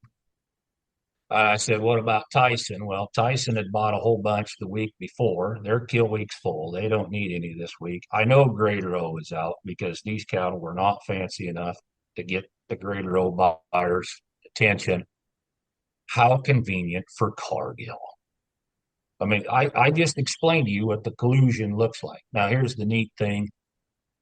I still had some contacts at the time at Cargill, and so that conversation goes like, "What's this bullcrap? Your buyer's pulling out in the country, or I thought we were friends. Are we doing business or not?" And I got that pen sold. So then I called the feed yard back and I said, "Well, my trucks will be here on this day. Load them out, and I'll send. I'll square up the feed bill with you." And that's how we took care of that. But since that time, I haven't put any cattle back on in a custom feed yard. I mean, you've got us that, and that kind of comes back to dealing with those pesky farmer feeders we talked about earlier. You kind of got to stand up to them a little bit. And the Packers are so good at this game, I don't even think they want to play the game anymore. They're bored with it. Do you think they've got AI now telling them when to buy, when to sell, when to buy, and what Oh price? gosh, I don't know anything about any of that stuff. I I was when I finally picked a date to do this podcast with you, and I click that button, and all of a sudden it shows up on the calendar on my phone. I'm like, holy smokes, that just freaks me out. Like, you just got into my phone somehow. That ain't supposed to happen. I don't know anything about AI, Brian. That's artificial insemination, and my conception rates aren't that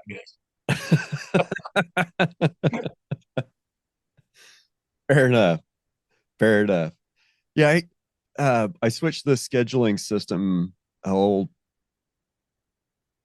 back probably the beginning of the year, and my no-show rate has dropped. My confusion about time zones has disappeared.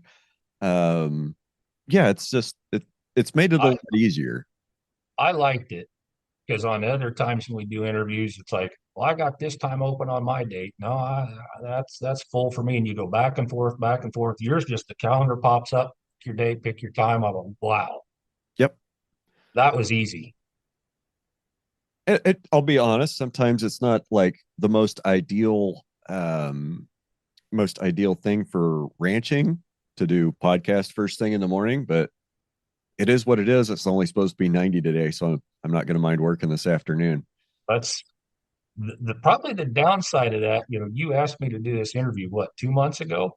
It Something. also made it a little easier to procrastinate and like, oh no, I'm bailing. Hey, it's going to be hot this week, and oh well, I'm going to go do this. And I just kept putting it off, and But yeah, so if you don't like doing it first thing in the morning, I'll apologize. Yeah, I can get up, I'll make my rounds, and Oh no, no, you no, no. know, I'm gonna be done by 8 o'clock in the morning. Yeah, I'm not. Don't get me wrong. I'm not complaining. Other than the fact that I was gone Thursday, Friday. I got back late Friday.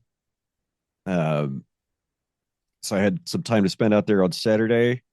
I was busy yesterday morning, and then we had to go do calves last night. Just really, I just haven't had much. I guess I haven't had a weekend, and I really haven't looked at my cows a whole lot in the last 4 days. So it'll be fine. And I don't, and I sympathize with you. And I don't know that people. I'm just going to throw this out there for your listeners. I don't know that people realize the time that guys like you and I put in behind the scenes, like for you to do a podcast, for me to do a marketing school, you know, and then to still be a family man, still run the ranch. It's a lot. Yeah, for sure. No, I people ask me like, well, how much time does it take to do that podcast? I'm like, well, it just usually takes about 2.5 hours to record an episode. Well, what else does it take after that? And then I start kind of running through like, well, you got to find a guest, you got to negotiate with them, you got to communicate with them. I got to do some background research, so that's all before I ever hit the record button. And then after you hit the record button, I got to do editing. I got to edit the file. I got to write the intro, got to record that, got to throw the ads in, got to write the show notes, got to post it, got to make sure all the links are there, got to do the cover art. And then if I have time left over, in my podcast budget time for the week, then I'll do then I'll make some clips and I'll, make some posts and try to promote the episode, get some extra people to listen to it. But some weeks that gets done. Some weeks I spend more time at the ranch looking at cows and fixing fence and Makes you enjoy the time on the ranch a lot more. yeah. At least it does for me. But then again, there's days, when it's like 107. I don't mind sitting down here in the studio when it's 107 outside. That's kind of the nice part of it. Last week was brutal. Oh, we got a little more warm weather coming, I think, next week or so. While this is sitting on my hard drive waiting to be released. Hopefully by the time this one comes out, should be mid-September, and we are done with 95 or better and on the downhill run to fall. Let's hope. So before we go, let's tell me about your school. Why would somebody want to come to your school? I'll teach you everything they couldn't and wouldn't teach you in college. I'll teach you how to make money. Okay. How'd you like that for an elevator speech? That was a short trip. Yeah. No, listen. When I do my schools, here's the longer, more expanded version. I always start every school with what I call the psychology lesson. I talk about paradigms, how they control our behavior, how they're hard, why they're hard to change, how to change them. Because if you've never seen sell by marketing before and you're exposed to that new idea, that the existing paradigm is going to put up a fight. And those two little voices, I refer to the angel character, like you remember the old cartoons, Bugs Bunny had the angel character on one shoulder, the devil on the other, and they're going to talk. And you have to make sure that the right angel wins that fight. Um, and that applies to a lot of other things. I've had more feedback on that portion of the school than anything. You take the ranchers up in the Dakotas, got crushed with them blizzards, and it weighs on you mentally. And they told me that they felt like that helped their mental toughness and their focus on what they needed to get done during that blizzard, and it got them through that portion. Then we'll go into what I call the inventory pyramid, your grass, money, cattle, and people, and how time is a requirement to change all those things. So I call that portion the resource management and the value relationships between those things in the triangle. Then on the second day of the school, I get into the math. I'll get into some value gain calculations. We'll get into the cattle square, how to build a barn card, what the maximum amount that you can pay for replacement cattle, how you figure that and still hit your profit target with stockers. The big crescendo at the end of day two is trading cows and running like a closed herd concept. And so I will show you the value relationships between different cows and how you would go about making those trades. And the second day is a lot of fun. That's when you really see people just, man, their faces light up. And when it clicks and they see those relationships and you start to see the potential of the money that can be made. And here's the neat thing about the cattle business I don't think anybody talks about. I started from scratch, $7,000, and I turned it into a seven-figure business. There is so much money left on the table because when it comes to marketing, people are just they're incompetent. Marketing's And hard. I hate to use this word, but it's the word that always gets thrown around. You take advantage of the incompetence and you prosper yourself from it. So, like Robert Kiyosaki and his Rich Dad Poor Dad cash flow quadrant books, he talks about market or what does he call it? Financial literacy. So I just hijacked his term. I will teach you market literacy so you can spot these relationships and prosper yourself from it. My goal, Brian, is ranching will never be easy, but it should be simple. Let's not overcomplicate things. Let's not create a lot of clutter. I like to try to reduce things down to the ridiculous and make it look very simple. And when you can understand that, then yeah, it clicks. I like how you said that. It doesn't have to be easy, but it should be simple. It should be simple. But ranching's going to be hard. I mean, it's never going to be easy. Yeah, thought that I had. You got to teach marketing.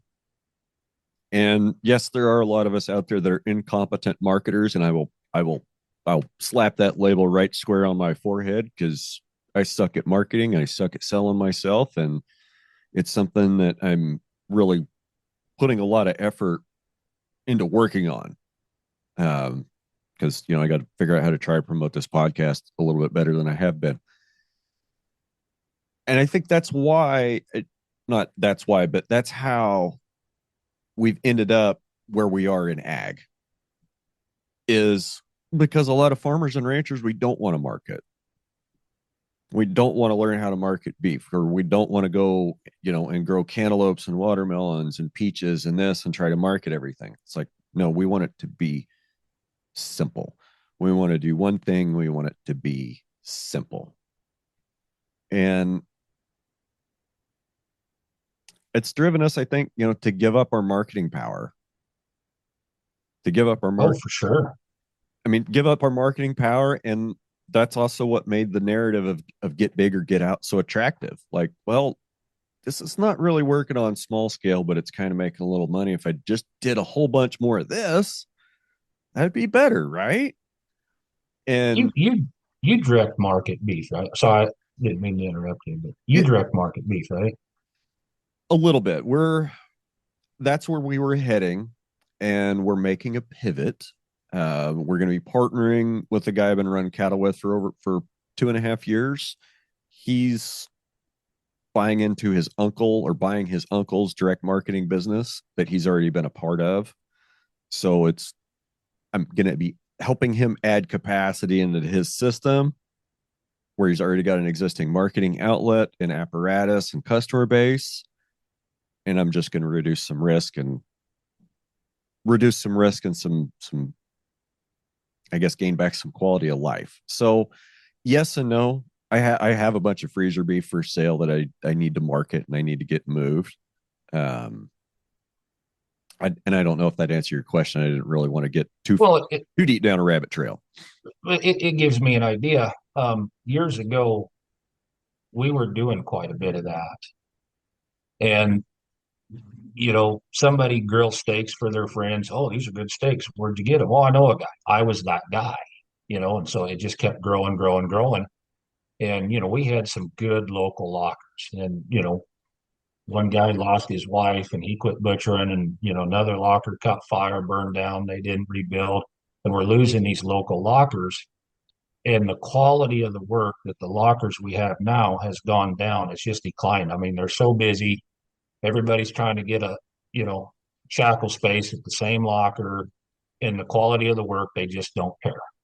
They don't care if they screw up your entire order, and you don't get the cuts that you asked for. And I got sick of it because we were doing so much of this. We were selling pigs, we were butchering chickens, selling the beef. We were doing all of that stuff. And I finally just got sick of it. And I'm like, dealing with these lockers is such a pain in the rear end. And, sometimes you have a customer that orders a quarter that writes you a bad check, and then you're always trying to track them down, or they want to be put on a payment plan and stuff like that. And I absolutely just had it. I just quit.